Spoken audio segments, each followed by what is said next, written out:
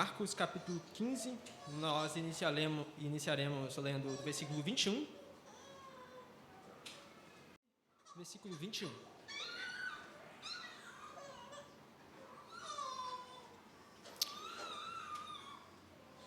Diz assim a palavra de Deus. E obrigaram Simão Cireneu, que passava vindo do campo, pai de Alexandre de Rufo, a carregar a cruz de Jesus. E levaram Jesus para o Gólgota, que quer dizer lugar da caveira. Quiseram dar-lhe para beber vinho misturado com mirra, mas Jesus não aceitou. Então crucificaram e repartiram entre si as roupas dele, tirando a sorte para ver o que cada um levaria. Eram 9 horas da manhã quando o crucificaram, e a inscrição com a acusação contra ele dizia: o rei dos judeus. Com ele crucificaram 2 ladrões, um à sua direita e outro à sua esquerda. E cumpriu-se a escritura que diz: com malfeitores foi contado. Os que iam passando blasfemavam contra ele, balançando a cabeça e dizendo: você que destrói o santuário e em 3 dias o reedifica, salve a si mesmo descendo da cruz. De igual modo, os principais sacerdotes com os escribas, zombando, diziam entre si: salvou os outros, a si mesmo não pode salvar. Que o Cristo, rei de Israel, desça agora da cruz para que vejamos e creiamos. Também os que com ele foram crucificados o insultavam.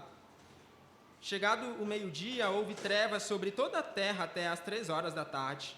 E às 3 horas Jesus clamou em alta voz: Eloi, Eloi, lema sabactani. Isso quer dizer: Deus meu, por que me desamparaste?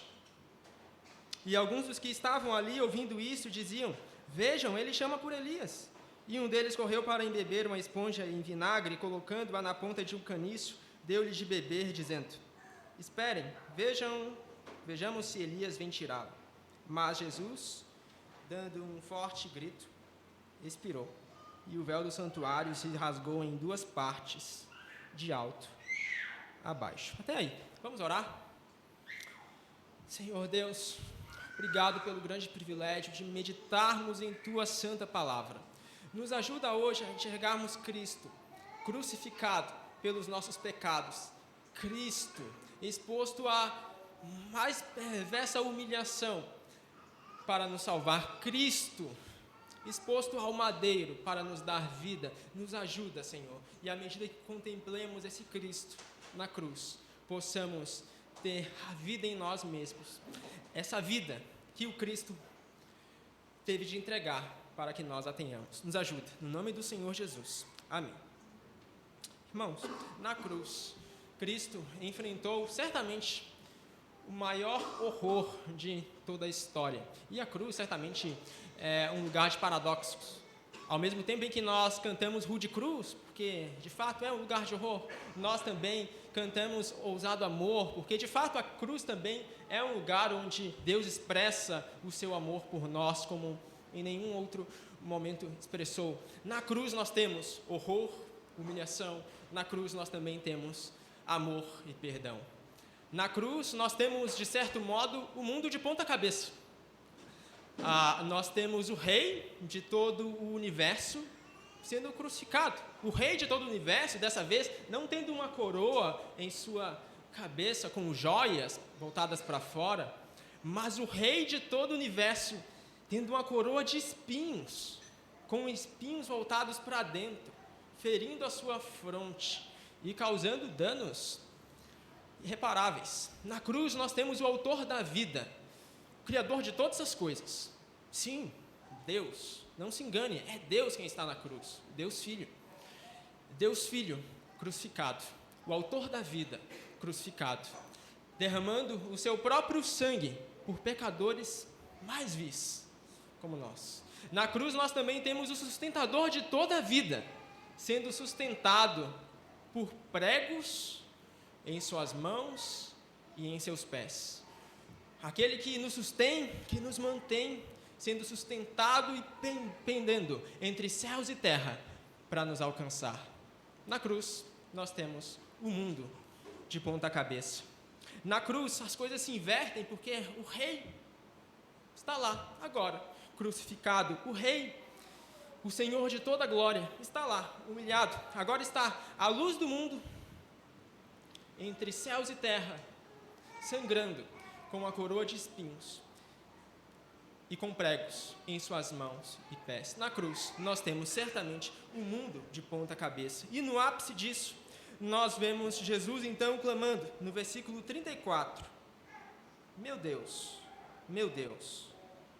por que me abandonaste? Ou na nossa versão, Deus meu, por que me desamparaste? Não se trata de qualquer pessoa, se trata do Rei de todo o universo. Ele agora está abandonado pelo próprio Pai, sofrendo suplícios não somente físicos, veja, mas sim também suplícios esses espirituais. Jesus, ele vive desde toda a eternidade com o Pai. Ele habita a presença de Deus desde antes de haver mundo. E agora o Cristo está humilhado, sofrendo também o abandono do Pai.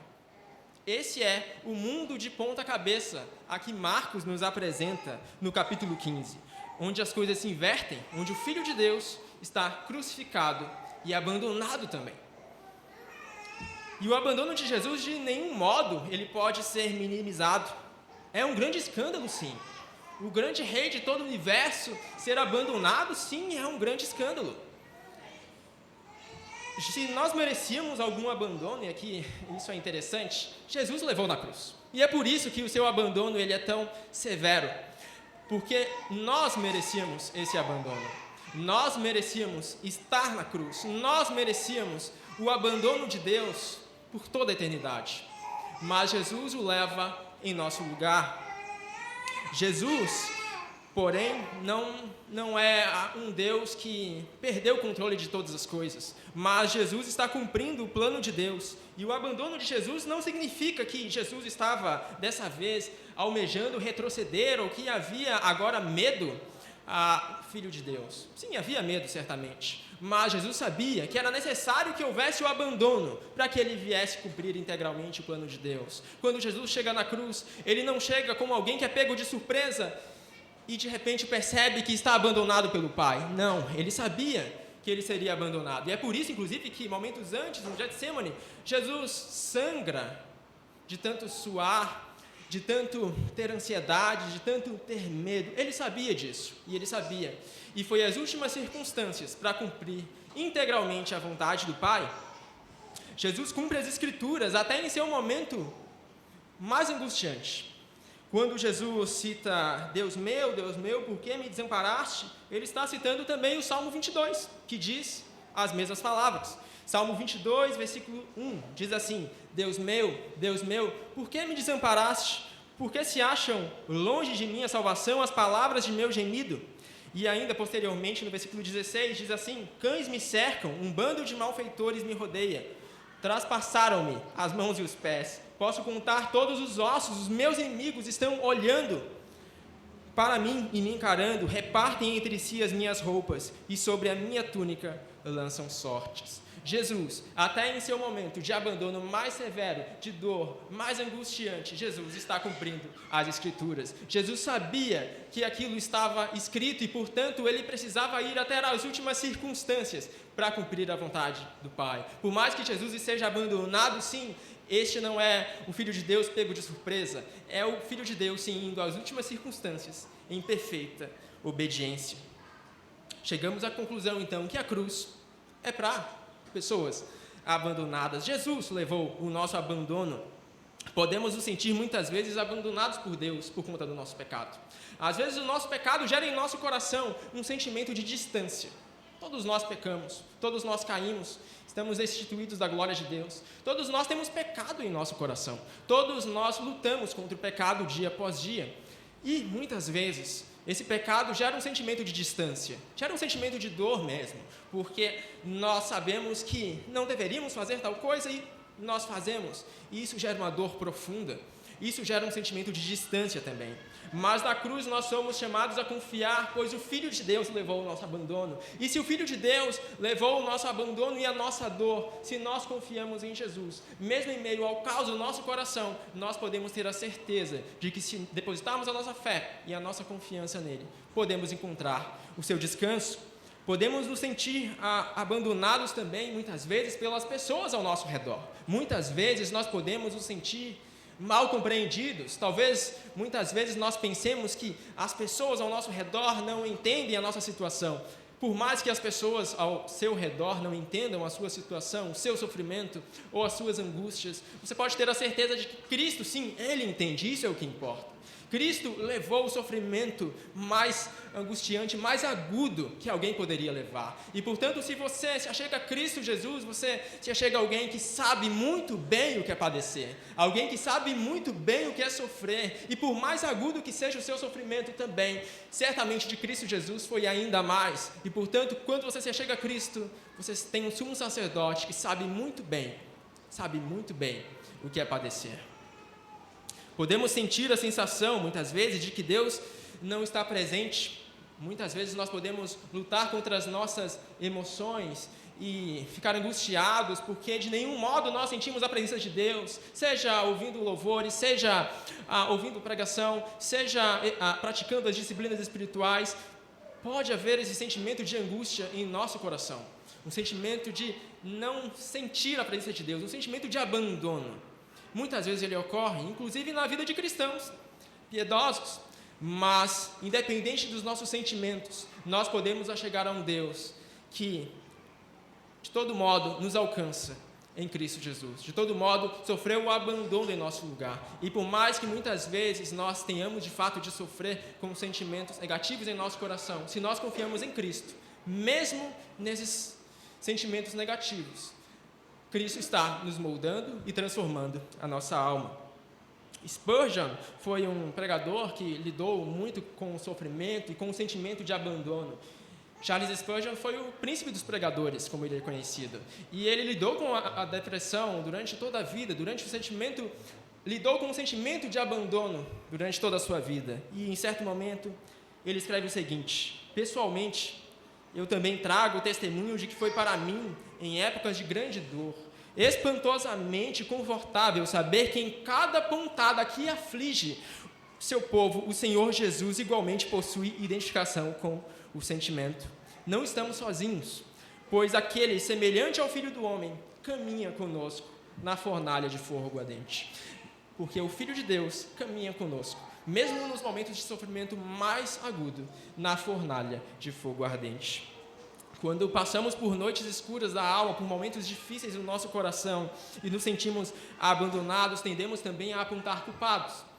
Podemos apontar certas pessoas como culpados e dizer que certa pessoa, X ou Y, é responsável por tudo que acontece de mal em nosso coração. Podemos também apontar acontecimentos como culpados e dizer que aquele acontecimento X ou Y é o responsável por tudo que está acontecendo de mal em nosso coração. Mas também, quando lemos os evangelhos, é normal que tentemos achar culpados para a crucificação de Jesus. Quando lemos Marcos 15, uma das nossas tendências é acharmos culpados. Quem é, de fato, culpado pela crucificação de Jesus?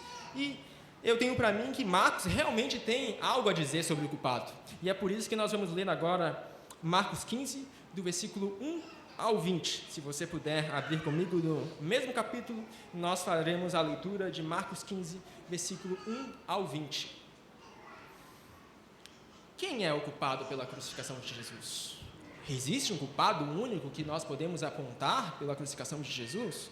Existe alguém que nós podemos fazer de bode expiatório e dizer: eis, esse é o responsável pela crucificação do Filho de Deus? Marcos 15, versículo 1 diz assim: logo pela manhã, os principais sacerdotes entraram em conselho com os anciãos, os escribas e todo o sinédrio, e amarrando Jesus, levaram-no e o entregaram a Pilatos. Pilatos perguntou: você é o rei dos judeus? Jesus respondeu: o Senhor está dizendo isso. E os principais sacerdotes o acusavam de muitas coisas. Então Pilatos tornou a perguntar: você não vai responder nada? Veja quantas acusações fazem contra você. Jesus, porém, não disse mais nada, a ponto de Pilatos muito se admirar. Ora, por ocasião da festa, era costume soltar ao povo um dos presos, aquele que eles pedissem. Havia um chamado Barrabás, preso com rebeldes, os quais em um tumulto haviam cometido homicídio. vindo a multidão, começou a pedir que Pilatos lhes fizesse como de costume. E Pilatos lhes respondeu, dizendo: vocês querem que eu lhes solte o rei dos judeus? Pois ele bem percebia que era por inveja que os principais sacerdotes lhe haviam entregado Jesus, mas os principais sacerdotes incitaram a multidão no sentido de que lhe soltasse, de preferência, Barrabás.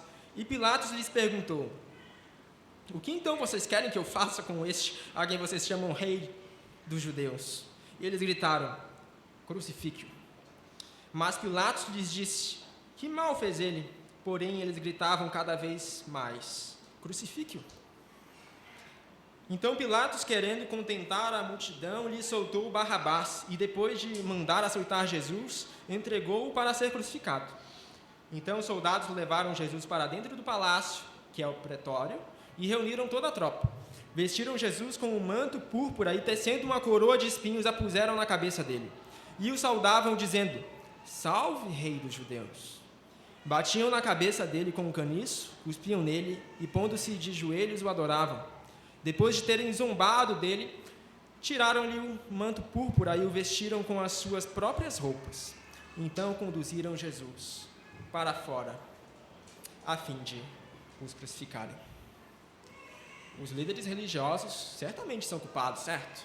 É assim que o texto inicia, pelo menos. Logo pela manhã, os principais sacerdotes, conselho, escribas, entregaram Jesus para quem? Para Pilatos, para o governo romano. Certamente os líderes religiosos têm uma culpa. E eles estavam entregando aqui não qualquer pessoa, eles estavam entregando aquele que curou multidões, aquele que alimentou multidões, aquele que curou paralíticos, aquele que se aproximou de leprosos, aquele que multiplicou pães e peixes e fez milagres e prodígios, aquele que libertou almas, que curou endemoniados, que fez grandes coisas no povo de Israel, que era aclamado pelas multidões, que muitas vezes se compadecia quando via as multidões do povo de Israel perdidas como ovelhas que não têm pastor. Esse era o homem a quem os líderes religiosos estavam entregando ao governo romano. Veja, não era alguém que tinha cometido algum crime político ou coisa do gênero, não. Era, sim, aquele que curava as pessoas, que era ativo em se compadecer delas. Esse é aqueles a quem os líderes religiosos entregam. E agora esse Cristo é tratado como verme. Tratado, sim, expulso do seu próprio povo, inclusive. Esse Cristo é tratado como os endemoniados a quem curou. Esse Cristo, no fim das contas, é tratado como os leprosos, a quem impôs a mão e se aproximou. E, no fim das contas, esse Cristo é tratado como os miseráveis que viviam à margem da sociedade, a quem ele mesmo se aproximou. Veja como as coisas se invertem aqui. Cristo é tratado como um endemoniado, Cristo é tratado como um leproso. As pessoas se afastam, o entregam como um verme, não como um ser humano. A multidão também tem culpa. A multidão é quem entrega Jesus para a crucificação, certo? Gritam 2 vezes: crucifique-o. Versículo 13, versículo 14. E, de fato, vejam que havia a possibilidade de Barrabás ser solto. Barrabás, ele era alguém que tinha cometido um homicídio que, muito possivelmente, passou frente aos olhos do Império Romano como um crime político.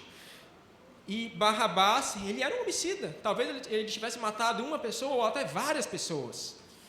E Barrabás, ele é posto lado a lado com Jesus. Então, tendo o governo romano proposto à multidão que algum deles fosse solto, aqueles a quem eles escolhem soltar é justamente o Filho de Deus, ao invés de Barrabás. Certamente a multidão também tem culpa. Escolheram, afinal, Barrabás ao invés do Filho de Deus, certo? Pilatos também entrega Jesus para a crucificação. Os líderes religiosos o fazem, a multidão o faz, e Pilatos, no fim das contas, também o faz. Pilatos tinha autoridade para não condenar Jesus, contudo, político profissional que era, resolveu buscar a aprovação da multidão, como bem coloca o versículo 15. Então Pilatos, querendo contentar a multidão, lhe soltou Barrabás. Certamente Pilatos também tem culpa. Contudo, isso é assim para que se cumpra as Escrituras, conforme o texto lido já na liturgia do culto, em Isaías 53, que Cristo leve as nossas dores.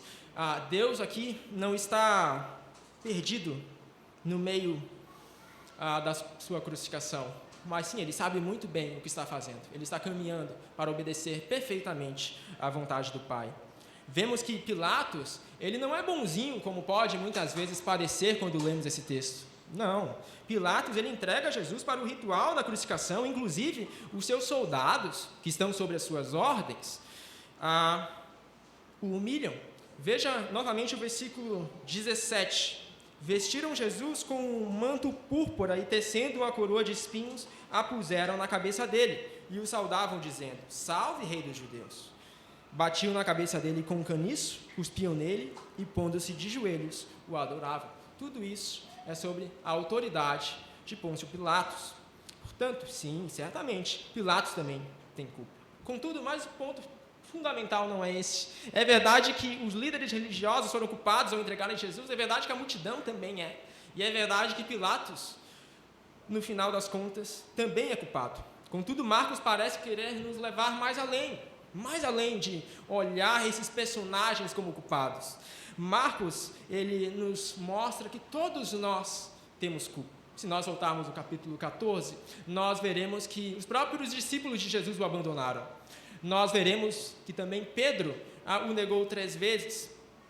A conclusão a que chegamos é que não existe quem seja isento. Todos nós somos culpados pela crucificação do Filho de Deus. Eu e você. Se existe algo que Marcos queira nos ensinar sobre a culpa da crucificação de Jesus, é que não existe um culpado único, mas que todos somos culpados, eu e você. Pois se Cristo Jesus foi à cruz, é por causa do meu e do seu pecado. É por causa das nossas transgressões que ele foi condenado.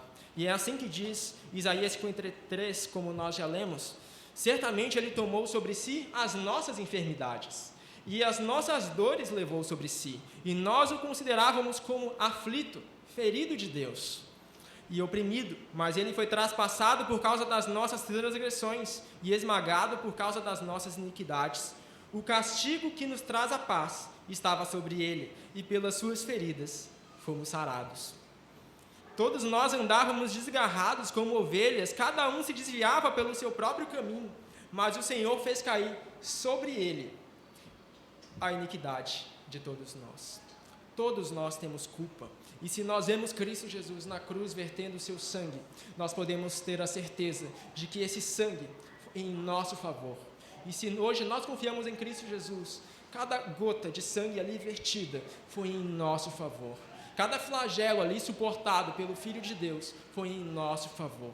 Sim, por causa do nosso pecado. Sim, por causa das nossas enfermidades e das nossas transgressões.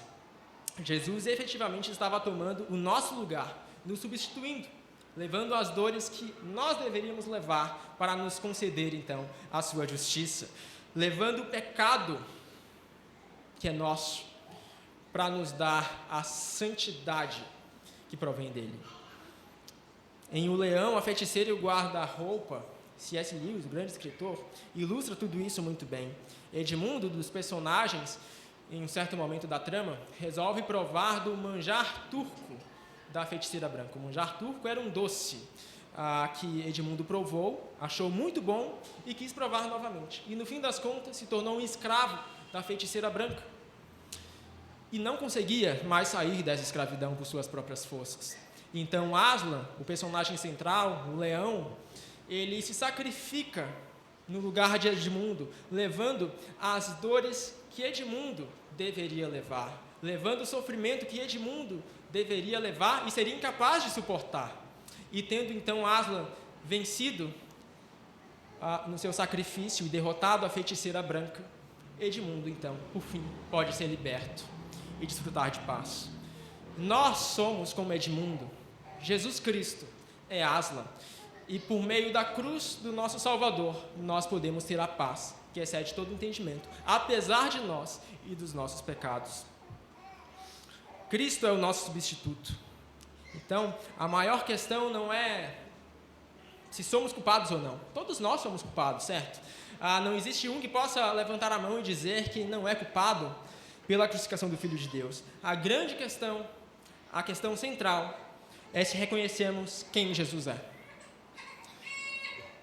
Na cruz, Deus dá visão aos humilhados. Vocês percebem isso? Aqueles que zombam de Jesus, aqueles que acreditam ver, no fim das contas, eles são cegos. E aqueles que são humilhados são aqueles que conseguem enxergar com verdadeira realidade. Por isso eu te convido a ler agora os versículos finais, versículo 39 ao 47, que fala um pouquinho do ponto central do texto, que é não apenas pensar a respeito da nossa culpa, mas sim pensar a respeito de quem Jesus é. Versículo 39, capítulo 15. Diz assim a palavra de Deus: O centurião que estava em frente de Jesus, vendo que assim havia expirado, disse: verdadeiramente esse homem era o Filho de Deus. Estavam também ali algumas mulheres observando de longe. Entre elas estavam Maria Madalena, Maria, mãe de Tiago, menor, e de José, e ainda Salomé. Quando Jesus estava na Galileia, essas mulheres o acompanhavam e serviam, e além dessas havia muitas outras que tinham ido com ele para Jerusalém. Ao cair da tarde, por ser o dia da preparação, isto é, a véspera do sábado, José de Arimateia, ilustre membro do Sinédrio, que também esperava o reino de Deus, dirigiu-se ousadamente a Pilatos e pediu o corpo de Jesus. Mas Pilatos admirou-se de que ele já tivesse morrido e, tendo chamado o centurião, perguntou-lhe se havia muito que Jesus tinha morrido. Após certificar-se pela informação do comandante, cedeu o corpo a José. Este, baixando o corpo da cruz, envolveu-o no lençol que tinha comprado e o depositou no túmulo que tinha sido aberto numa rocha e rolou uma pedra para a entrada do túmulo. Maria Madalena e Maria, mãe de José, observaram onde ele foi posto. Novamente o versículo 39. O centurião que estava em frente de Jesus, vendo que assim havia expirado, disse: verdadeiramente, esse homem era o Filho de Deus. O ponto central aqui não é que existe apenas um culpado, todos nós somos culpados, mas se nós temos de fato reconhecido Jesus como o Filho de Deus. Esse centurião não era judeu. Ele não tinha visto as curas de Jesus pela Galileia fora. Ele também não tinha visto Jesus curar endemoniados ou curar multidões. Possivelmente ele tivesse visto alguma coisa ou outra, mas não tanto quanto o judeu que efetivamente vive ali. Ele não tinha nascido na terra de Israel. Ele foi trazido ali pelo governo romano, que o trouxe. Ele não é judeu, mas ele é o primeiro homem a declarar em Marcos que Jesus é o Filho de Deus. Essa é a primeira declaração em todo o Evangelho de Marcos de Jesus como Filho de Deus. E ela vem da pessoa mais improvável possível. Não vem dos grandes líderes religiosos que tinham muito conhecimento da lei. Não vem daqueles que tinham andado com Jesus durante todos os 3 anos e pouco de ministério. Não vem desses. Vem da pessoa mais improvável possível. Verdadeiramente, esse é o Filho de Deus. E observa, o centurião, ele tinha culpa. É claro que sim. É possível, inclusive, que ele tenha liderado todo o processo ali de crucificação, de colocar Jesus na cruz. Ele tinha colocado o Filho de Deus na cruz, tinha possivelmente ajudado a colocar os pregos em suas mãos e pés, tinha possivelmente também ajudado a colocar a coroa de espinhos em sua fronte. Sim, o centurião, ele também tinha culpa. Mas a questão não é se existe alguém que não possa ser culpado, a questão é se temos reconhecido Jesus como o Filho de Deus. Os líderes religiosos, eles eram culpados, a multidão também, Pilatos também. Eles não reconhecem que Jesus é o Filho de Deus. O centurião também, sendo culpado, por sua vez, reconhece Jesus como o Filho de Deus. E esse é o grande ponto. Nós temos reconhecido Jesus como o Filho de Deus. Nós reconhecemos que Jesus é o único caminho para Deus e que não existe outra porta que nós podemos entrar para então desfrutarmos da presença de Deus, da comunhão íntima com Deus. Nós temos lembrado dia após dia que Jesus é o Filho de Deus.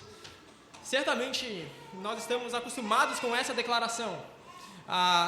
Possivelmente nós estamos acostumados também com o Evangelho, mas nós temos lembrado dia após dia que Jesus é o Filho de Deus e que a Ele nós podemos levar toda a nossa ansiedade, todas as nossas preocupações, toda a nossa culpa. Nós temos lembrado no nosso cotidiano que Jesus é esse Rei de todo o universo, que se humilha para nos salvar. Temos lembrado? No fim das contas, existem dois grupos aqui em Marcos 15. O grupo dos zombadores, que nós vemos nos versículos iniciais, e o grupo daqueles humilhados, que nós vemos nos versículos finais. Os zombadores colocam Jesus na cruz, não se arrependem e não reconhecem que Jesus é o Filho de Deus. Os humilhados têm culpa também e até abandonam Jesus, mas no fim das contas reconhecem, verdadeiramente, este é o Filho de Deus. Assim como aquele centurião, nós somos culpados. Mas nós reconhecemos que esse é o único caminho para Deus. Na cruz, Jesus está fazendo com os que não veem, enxerguem, e os que pensam ver se tornem cegos, invertendo assim todas as coisas, pondo assim o mundo de ponta cabeça. Quando nós olhamos o mundo sob a ótica da cruz, nós vemos o mundo de ponta cabeça. Aqueles que parecem enxergar, no fim das contas, não veem. E aqueles que são cegos e humilhados, lhes é concedido o dom da visão. Na crucificação, no fim das contas, nós podemos estar em um desses dois grupos. E não existe um terceiro. O centurião é o primeiro do grupo dos humilhados a quem Marcos menciona no capítulo 15. Mas se nós olharmos os versículos posteriores, vemos outros nomes também. Inclusive, algumas mulheres que serviram Jesus durante seu ministério são citadas no versículo 40. Maria Madalena, Maria, mãe de Tiago Menor, Salomé. Todas essas são mulheres que tinham servido durante o ministério de Jesus. E possivelmente elas estavam desesperadas, porque toda a razão, toda a fonte onde elas tinham colocado sua esperança, agora tinha morrido. E é possível que elas tivessem fortes dúvidas também. Não sabemos o quanto elas se lembravam das palavras de Jesus, que todas essas coisas tinham de fato de acontecer. Fato é que elas estavam desesperadas, eram pessoas humilhadas. José de Arimateia também é outro homem citado no versículo 43. É ele quem tira Jesus da cruz, ele corajosamente vai até Pilatos. José de Arimateia era um membro de respeito do Sinédrio. Inclusive, muitas vezes ele teve vergonha, como nos conta os outros evangelhos, de falar publicamente de Jesus, por causa da sua fama. Mas, no fim das contas, aqui nós vemos José de Arimateia, cheio de ousadia, indo até Pilatos e pedindo o corpo de Jesus, colocando no sepulcro novo, que muito possivelmente ele tinha comprado para sua família. E, desesperado que estava, aguardando alguma coisa acontecer. Não sabemos o que estava na mente de José de Arimateia, nem mesmo de Maria, nem mesmo de Salomé. Possivelmente tudo o que havia ali eram dúvidas, medo, preocupações, decepções, frustrações, confusões. Possivelmente eles estavam humilhados. O mundo é um lugar mágico. Se vocês pensarem, o mundo dos homens é o único lugar, efetivamente, onde coisas trágicas podem ser, de fato, transformadas em bonanças. Se vocês pensarem, não é aos demônios ou aos anjos celestiais a quem é dado o dom da redenção. Os anjos que caíram, de uma vez por todas, são condenados. Mas o mundo dos homens é o único lugar onde coisas trágicas podem, no fim das contas, se tornar em grandes bonanças. A decepção certamente tem seu lugar no plano de Deus. José de Arimateia estava decepcionado, certamente estava. Maria, Salomé carregavam o mesmo sentimento, mas a decepção, ela tem o seu lugar no plano de Deus. Todos ali estavam decepcionados, confusos e desanimados. Contudo, a esperança sempre renasce. E como a esperança pode renascer se antes ela não morrer, certo? Portanto, a decepção certamente tem o seu lugar no plano de Deus. Muitas vozes elas têm nos ensinado, mundo afora, que é impossível mudar. É impossível ser transformado. A nossa personalidade é imutável e nós não podemos mudar. Mas na cruz nós somos lembrados que o mundo é um lugar mágico. O único lugar onde as coisas trágicas podem ser transformadas em bonanças, onde as coisas de fato podem mudar por completo, onde as situações podem ser revertidas de modo que nós não imaginamos. Jesus sabia que o sacrifício era a única maneira de vencer a corrupção e por isso ele foi até as últimas circunstâncias. Jesus não é um mestre pego de surpresa, é o Senhor de todo o universo, obedecendo até as últimas circunstâncias, o Pai.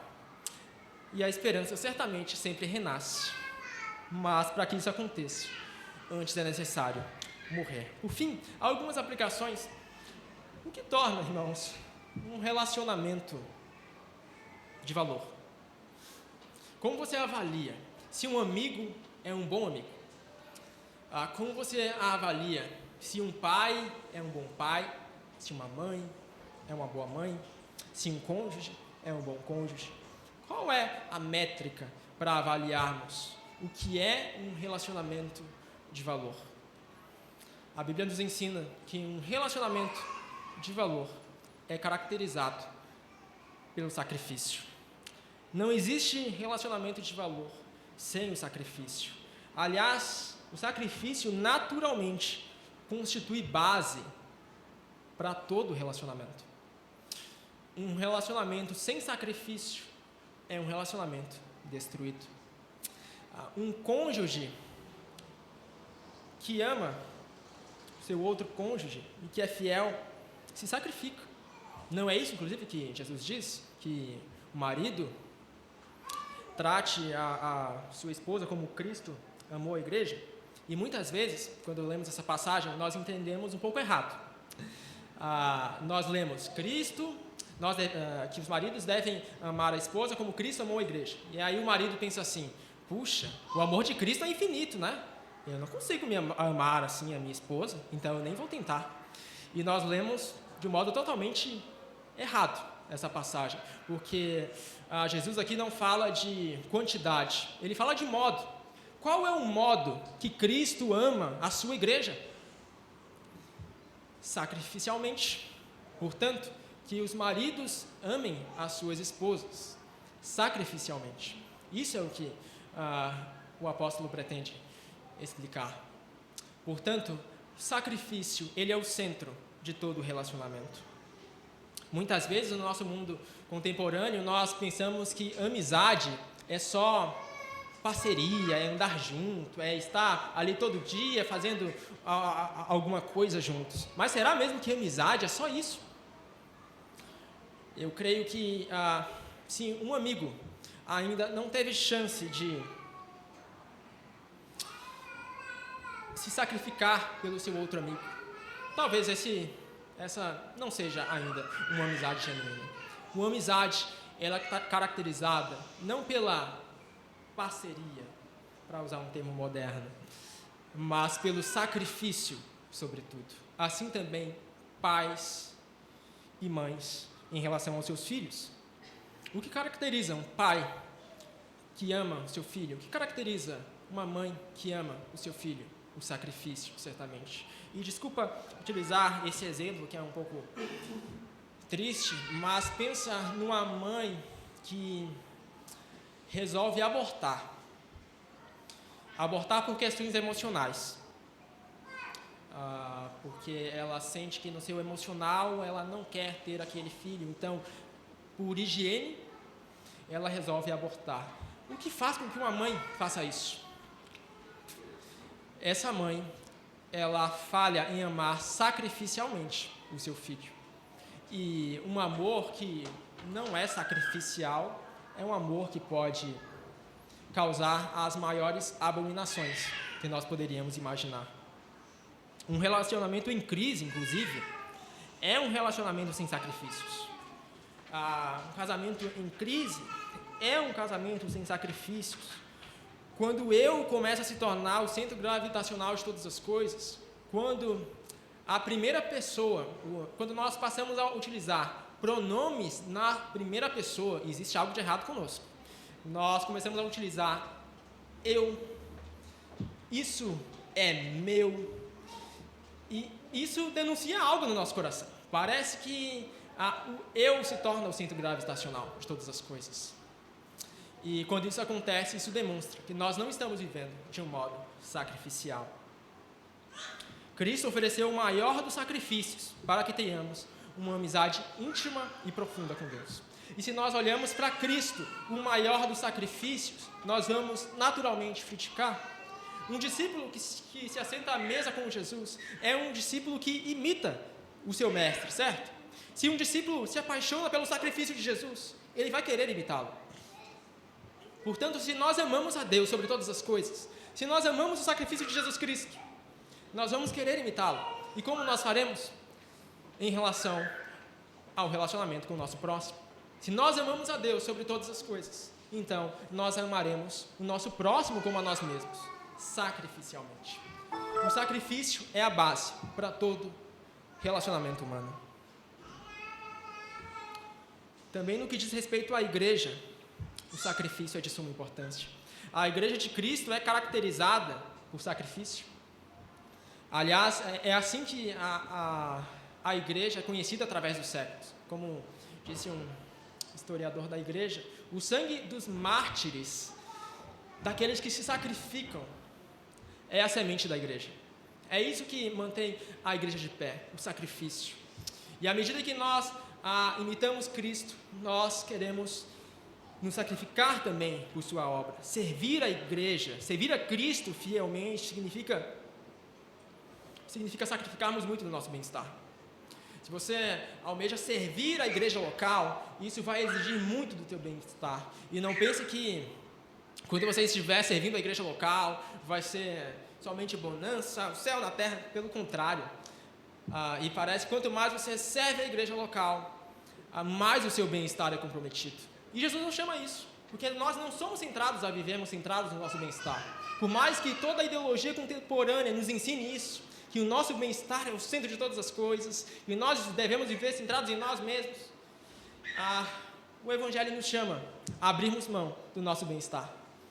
O Evangelho nos chama a vivermos sacrificialmente. O Evangelho, Cristo Jesus nos chama a servirmos a igreja local, e isso envolve dores, muitas dores, por sinal. E falhamos em sermos fiéis quando deixamos de nos sacrificar. Falhamos porque Deus nos concede dons, certo? E se nós confiamos em Cristo Jesus, e o Espírito Santo habita em nós agora, e nos faz templos seus, nós temos dons certamente. Não pense que você não tem um dom. Todos nós temos dons e modos de servirmos a igreja local. E muitos modos, por sinal, porque geralmente Deus não concede apenas um dom. Mas Deus adora encher a sua igreja de muitos dons. E nós temos utilizado esses dons, ou nós temos falhado miseravelmente em nos sacrificarmos, em abrirmos mão do nosso bem-estar, em utilizarmos aquele tempo que nós não poderíamos usar, em fazermos aquelas coisas que nós não poderíamos, sob pena de prejudicarmos a nós mesmos. Bom, servir a igreja local envolve sacrifício. No sacrifício de Cristo, há não somente exemplo. A cruz é mais do que uma bela história. A cruz é graça transbordante, alcançando o mais vil dos pecadores. No sacrifício de Cristo há também graça para imitá-lo. Há também força para que nós possamos viver não como pessoas que olham para o Cristo crucificado e acreditam que isso é uma bela história da Disney. Não. No sacrifício de Cristo há graça para que nós vivamos o Evangelho, que nós vejamos a realidade da cruz e nós transbordemos dessa realidade. E a boa notícia dessa história é que a obra de Cristo não termina em sua morte. A obra de Cristo não termina num sepulcro vazio. A obra de Cristo vai muito além disso. Mas, para que a esperança venha renascer, é necessário que venhamos a morrer. Irmãos, quero convidá-los a orar. Convido os irmãos a curvarem suas cabeças, que nós possamos orar a Deus, pedir misericórdia da sua parte, pois Deus certamente é um Deus que nos ouve, não por nossa causa, não, pela graça de Cristo. Vamos orar.